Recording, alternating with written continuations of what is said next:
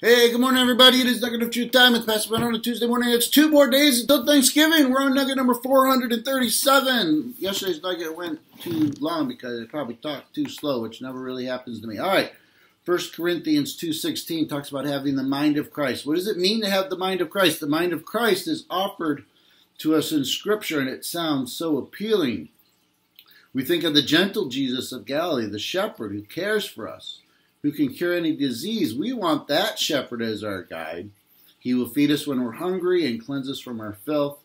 He will wash our feet and settle our disputes. If only we could be like him, we think.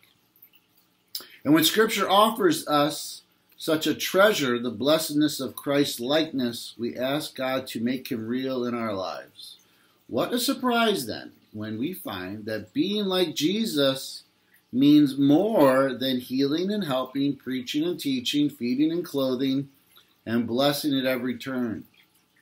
It also means obedience. Hard, painful obedience. The kind of obedience that every bone in our body wants to resist. The kind of sweat that drops from blood. The kind that sweats drops of blood when confronted with God's plan for our lives. The kind that requires ultimate humility, compelling us to subdue every dream we once held dear. Oh, that's having the mind of Christ is not just the warm fuzzy things. It's the kind that sweats drops of blood when, and that sounds like hyperbole, but the point is when we're confronted with God's plans for our lives. Because sometimes his plans are different.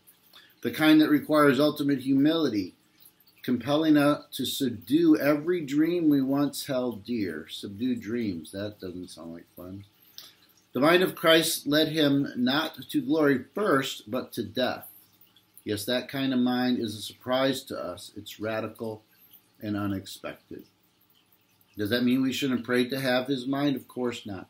But it does mean that we should understand what our prayers will mean. God will not take us down easy paths to conform us to Jesus.